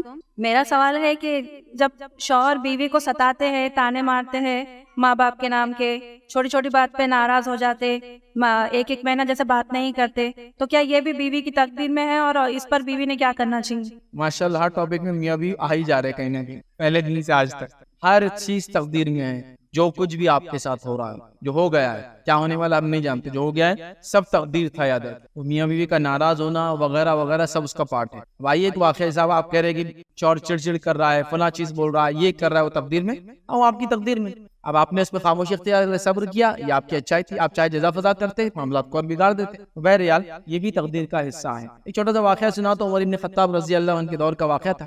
کوئی آدمی برائی کے اوپر تقدیر کو بہانہ نہ بنائے, اس کے لیے کہہ رہا ہوں کہ میاں بیوی کا سوال کیا تو اس میں جنرل بات ڈال دے رہا ہوں کہ میاں بیوی کو تکلیف دے کے سوچا یہ بھی میری طرف سے تقدیر میں تھا اس کی, بول کے میں اس کو عذاب دے رہا ہوں, میں اس کو تنگ کر رہا ہوں. اور حضرت عمر رضی اللہ عنہ کے زمانے میں ایک واقعہ یوں ہوا, ایک شخص آیا اور اس نے چوری کی. اب اس کو سزا سنائے گی, اور چوری کرنے کی سزا ہوتی ہے جب وہ کسی مقدار پیسہ, چاکلیٹ چوری کرنے پہ نہیں ملتی سزا, لیکن ایک سرٹن لمٹ ہے اس کی, اتنے ہزار اتنے کا مال چوری ہونے کے بعد سزا ہے. سزا ہوتی ہے سیدھا ہاتھ کاٹا جاتا ہے, پھر اس کے بعد کوئی کہہ رہا تھا پھر الٹا ہاتھ کاٹا جاتا ہے, تو صرف ایک ہاتھ کاٹا جاتا ہے یہاں سے. تو حضرت عمر نے کہا اس کا ہاتھ کاٹا جاتا ہے. اس نے کہا امیر المومنین میرے تقدیر میں تھا چوری کرنا, اس لیے میں نے چوری کی, تو آپ میرا ہاتھ نہیں کاٹ سکتے. امیر المومنین نے کہا اس کا ہاتھ کاٹو. جب ہاتھ کاٹا گیا تو کہا تیرے تقدیر میں تھا, تیرا ہاتھ کٹتا بول کے ہم کاٹ سکے, نہیں تو کہاں سے کاٹتے تھے. اگر چوری تقدیر کا پارٹ تھا تو یہ کٹنا بھی تقدیر کا پارٹ تھا, نہ ہوتا تو ہم کر نہیں سکتے تھے. تو یہ بات بہرحال میں سمجھانا چاہ رہا تھا کہ تقدیر میں ہوتا ہے, لیکن کوئی آدمی اپنے طرف سے تکلیف دے کے بیوی سے کہ تمہاری تقدیر میں تھا میرا سہنا اس لیے سہ, یہ درست نہیں ہوگا. یاد رکھیے. تو یہاں میاں بیوی کے معاملے میں ہاں یہ بھی تقدیر میں تھا, لیکن میں یہ گزارش کروں گا ہسبینڈ سے کہ وہ بیویوں کو یا اپنی بیوی کو اس طرح سے تکلیف نہ دے. یاد رکھیے ٹونٹ مارنا, ستانا, ڈانٹنا بار بار کنٹینیوس ہو کرنا یہ اچھی چیز نہیں ہے. اور بہرحال اس نے معاشرت کے لیے, اچھی زندگی کے لیے کچھ پوائنٹس میں نے آپ صلی اللہ علیہ وسلم کے تعلق سے ہم نے دیکھے تھے کہ آپ کیسے شوہر تھے اور کس طرح سے اپنی بیویوں کے ساتھ آپ سلوک کرتے تھے, ویسا کرنے کی ہمیں ضرورت ہے. جی السلام علیکم فیض بھائی. میرا سوال یہ ہے کہ اکثر ہم ایسا کرتے ہیں کہ ہم وقت کو برا بولتے ہیں, زمانے کو برا بولتے ہیں. صحیح بخاری کا ایک روایت ہے جس میں رسول اللہ صلی اللہ علیہ وسلم نے فرمایا کہ اللہ فرماتے ہیں کہ لو آدم کی اولاد زمانے کو برا بولتا ہے جبکہ زمانہ میں دن اور رات میرے ہاتھ میں. تو اس حدیث کا انٹرپریٹیشن کیا ہے؟ جو بھائی کا سوال تھا کہ جو صحیح مسلم کی روایت ہے کہ اللہ تعالیٰ فرماتا ہے, حدیث کے اندر الفاظ ہے کہ زمانے کو برا مت کہو, زمانہ تو میں ہوں, چونکہ دن اور رات اللہ تعالیٰ کے ہاتھ میں. تو اس کا کیا معنی ہے؟ سب سے پہلی چیز یاد رکھیے اللہ کا کوئی نام اور کوئی صفت زمانہ نہیں ہے, دہر نہیں ہے. یاد رکھیے اللہ کا نام بھی نہیں ہے, نہ اس کی کوئی صفت ہے کہ دہر ہے وہ, ٹھیک, زمانہ جس کو بولتے. تو پھر کیوں یہ حدیث کا کیا معنی بھائی نے سوال کیا کہ کیا انٹرپریٹیشن ہے کہ زمانہ تو میں ہوں. تو یاد ہے کہ علماء نے اس کے بارے میں جو اس کا ایکسپلینیشن دیا وہ یوں دیا کہ جب کوئی چیز بنائی جاتی, سمجھو ایک انسان نے ایک چیز بنائی اور دوسرا آدمی اس بنی ہوئی چیز کو جب برا بولتا ہے تو اس کے میکر کو برا لگتا ہے کہ اس کی میک کو برا کہا گیا. تو یہ انٹرپریٹیشن ہے. مطلب اللہ تعالیٰ نے وقت کو بنایا, جب بندہ زمانے کو کوستا ہے تو وقت کو کس نے بنایا؟ اللہ تعالیٰ نے بنایا. تو چونکہ اللہ کی میک ہے زمانہ, تو اللہ کو برا لگتا ہے کہ میکر کو کوئی اس کی میک کو برا کہے تو میکر کو برا لگتا ہے, یہ اس کا سینس. تو اللہ نے چونکہ زمانے کو بنایا اور اس کو کوئی برا کہتا ہے تو اللہ تعالیٰ کو وہ چیز بری لگتی ہے, اس لیے اس نے کہا کہ زمانہ تو میں ہوں, اس لیے کہ دن اور رات میری طرف سے, یا میں اس کو پھیرتا ہوں. یاد رکھیے یہ اس کی شرح ہے کہ وہ اس کا کریٹر ہے, خالق ہے, اور خالق کی کسی چیز کو برا کہنے سے جو مخلوق کو جو اس نے بنائی ہے زمانہ, اللہ کو وہ برا لگتا ہے, اس لیے نہیں کہنا چاہیے.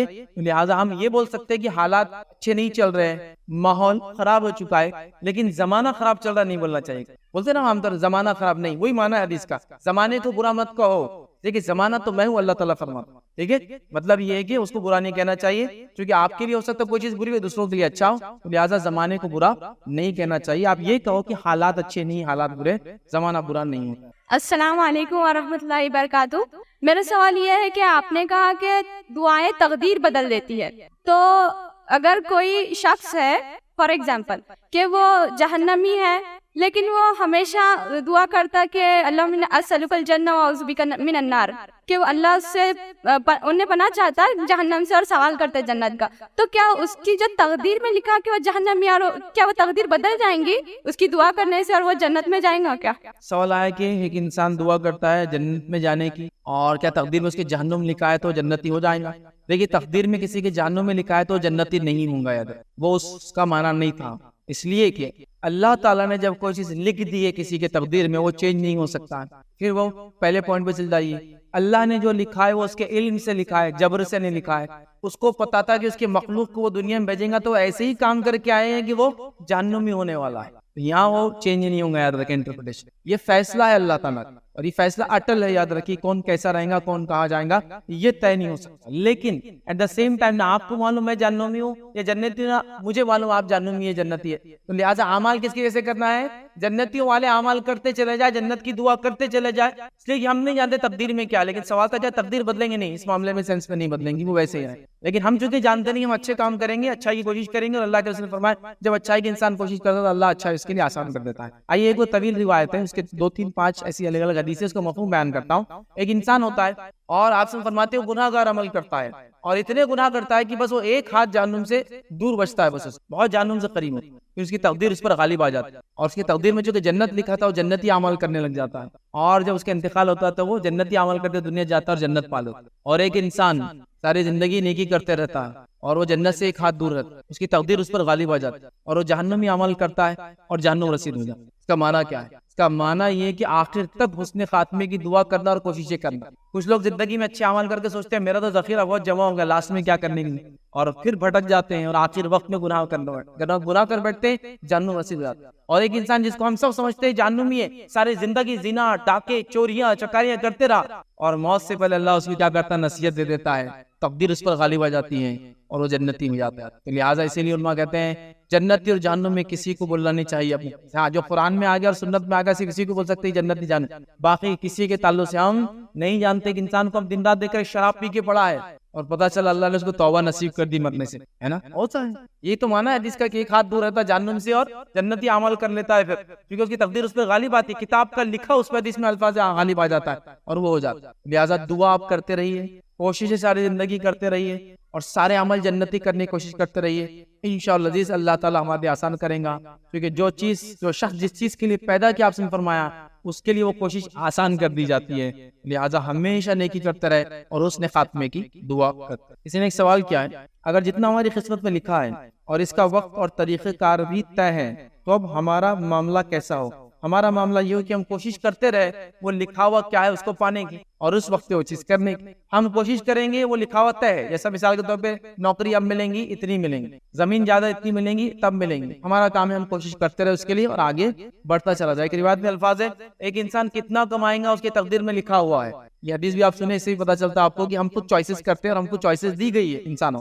حدیث کے الفاظ ہے ایک انسان کتنا کمائے گا تقدیر میں لکھا جا چکا ہے, حلال سے کمائے گا یا حرام سے, یہ اس کی چوائس ہے. مطلب میں 100 روپیز کمانے والا پوری لائف میں تو لکھا ہوا ہے, اب یہ 100 کیسے ارن کرتا ہوں, کیا مینس اور میتھڈ یوز کرتا ہوں, میری چوائس ہے, حلال یا حرام.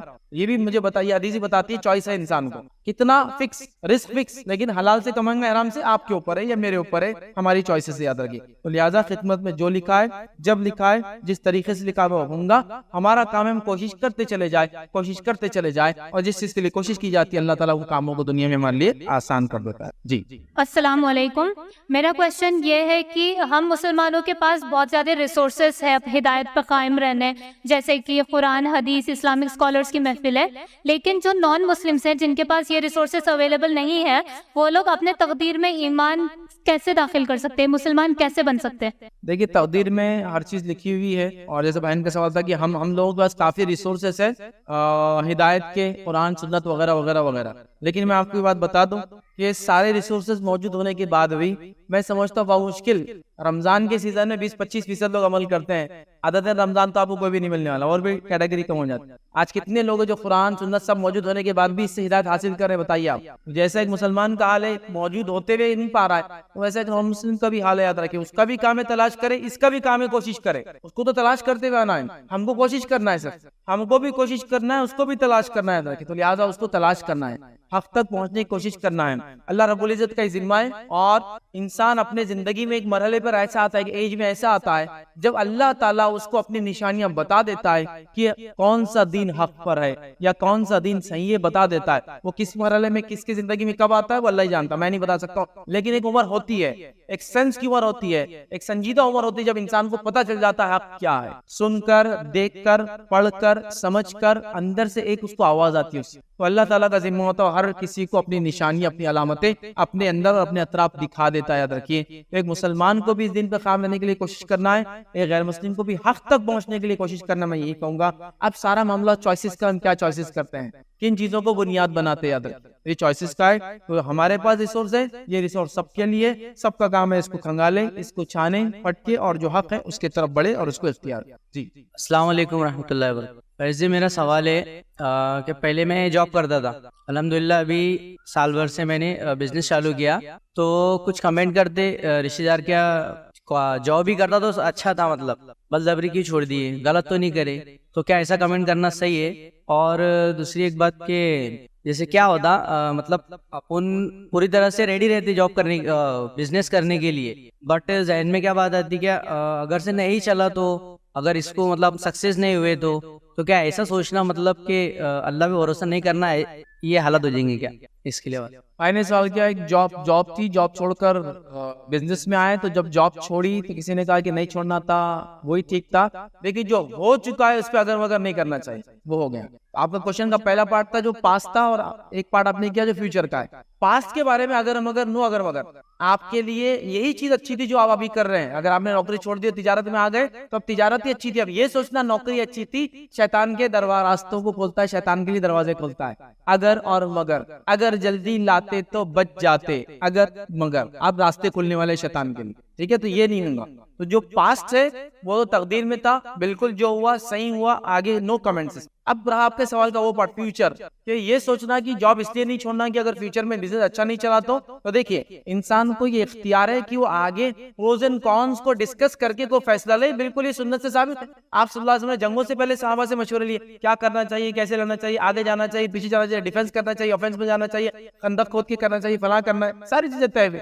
تو کسی چیز کو ایسٹیمیٹ کرنا, اندازہ لگانا, طے کرنا, مشورہ لینا, استخارہ کرنا, اور پھر آگے بڑھنا یا نہیں بڑھنا, یہ فیوچر کے بارے میں, تو یہ آپ بالکل کر سکتے. اس میں توکل کی کوئی کمی نہیں ہوگی. ہاں توکل کی کمی اس سینس میں ہم کہہ سکتے ہیں کہ انسان جو یہ کہہ رہا کہ نوکری کے علاوہ کوئی دوسرے زیادہ طریقے سے کما ہی نہیں سکتا ہوں میں, مطلب آپ بول سکتے نہیں اللہ پہ توکل کرو, نوکری چلی بھی جائے تو اللہ رزق دینے والا ہے, یہ ایک الگ بات ہے. بٹ فیوچر کے لیے ڈسکس کرنا, کمنٹس لینا, پروز اینڈ کونس کو ڈسکس کر کے کوئی چیز کو چھوڑنا یا اختیار کرنا کوئی مسئلہ نہیں. لیکن جب آپ ڈیسیجن لے لیں, ڈیسیجن لینے کے بعد جب وہ چیز ہو جائے, پھر اگر مگر نہیں کرنا, چونکہ وہ پاسٹ ہو جائیں گا, اور وہ جو ہونا تھا وہی ہوا آپ کے ساتھ, اس میں کوئی چینج نہیں ہوتا تھا. اگر مگر شیطان کے دروازے کھولتا ہے.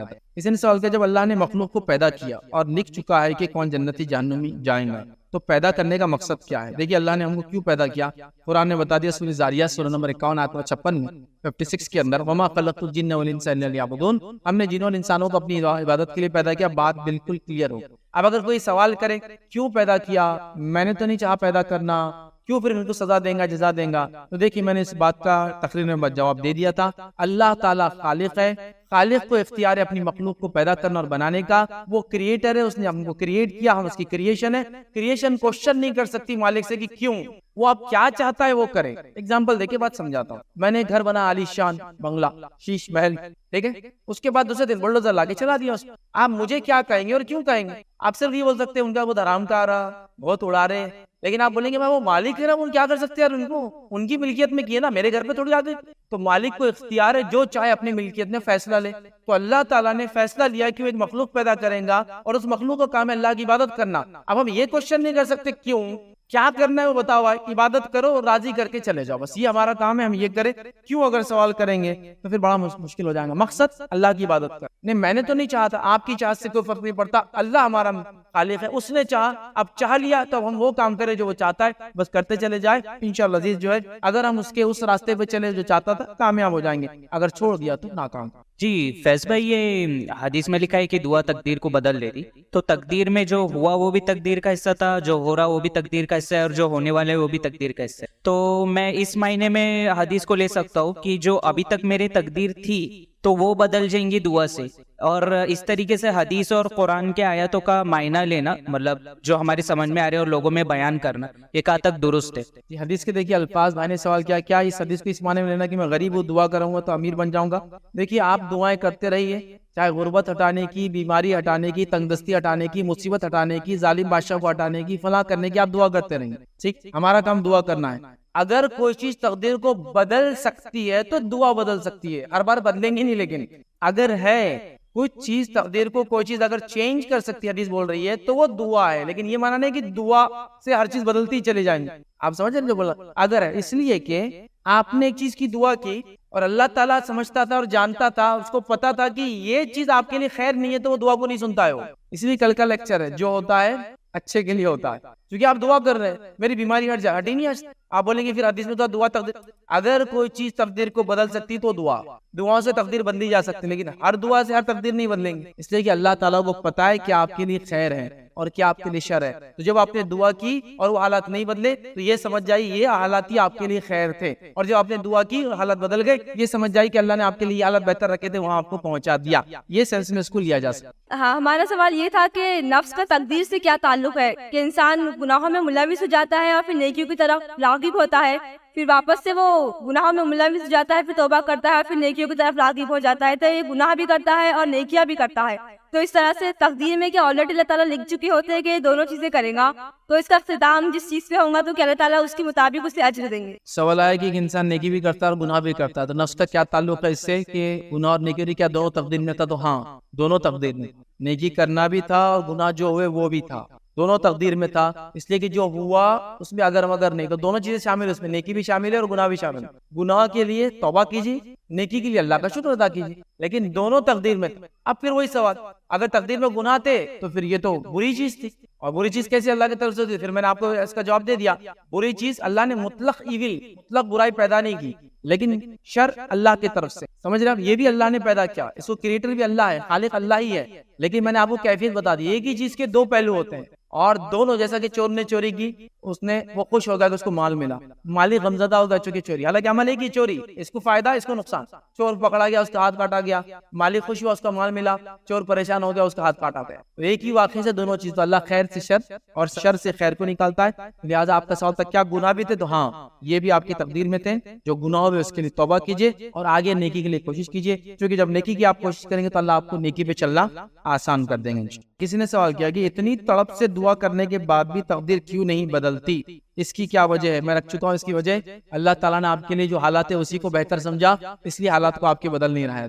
تو اس میں خوش رہیے اور اللہ کا شکر ادا کیجیے, صبر کیجیے اور آگے بڑھتے چلے جائے. پھر انہوں نے کہا کہ سوال یہ ہے کہ کسی ایک انسان کو حاصل کرنے کے لیے اس کا نام لے کر دعا کی گئی, پھر بھی وہ چیز نہیں ملی. تو میں سمجھ رہا ہوں یہ کسی کا سوال ہے, کسی کو پسند کرتا تھا, دعائیں کی, لیکن وہ پسند لڑکا ہو یا لڑکی نہیں ملا, تو اس معاملے میں کیا ہے؟ تو دیکھیے جو آپ کو نہیں ملا وہی آپ کے لیے خیر تھا.